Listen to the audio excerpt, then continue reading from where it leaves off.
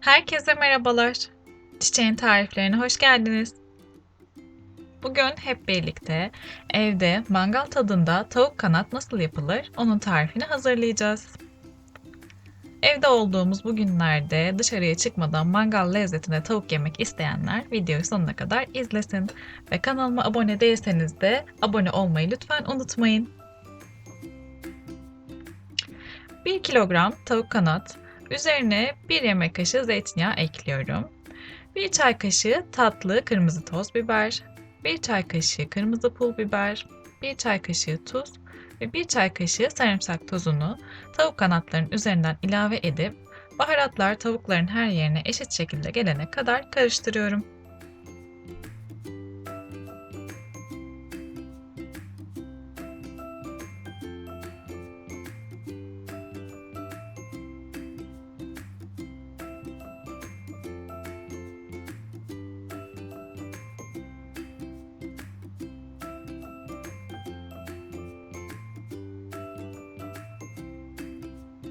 Bir tavaya 1 yemek kaşığı tereyağını aldım ve erittim. Şimdi üzerine tavukları ekliyorum.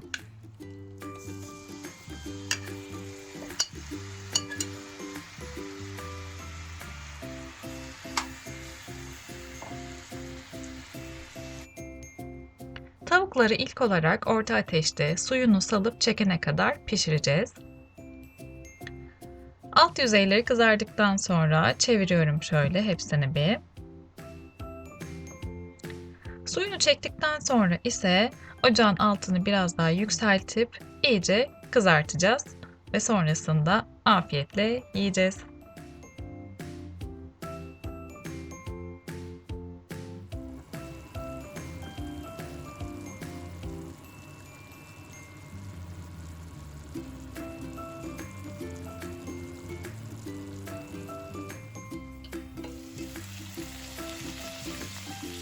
Gördüğünüz gibi önce suyunu saldı ve sonrasında da suyunu çekti. Mutlaka ara ara tavukları alt üst ederek çevirerek pişirin. Ve suyunu çektikten sonra ocağın altını iyice yükseltip istediğiniz kızarıklığa ulaşana kadar çevirerek pişirmeye devam edin.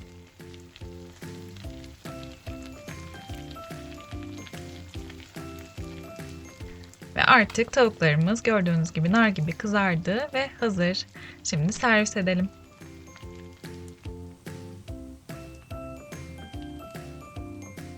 Evde mangal lezzetinde tavuk yapmak işte bu kadar kolay.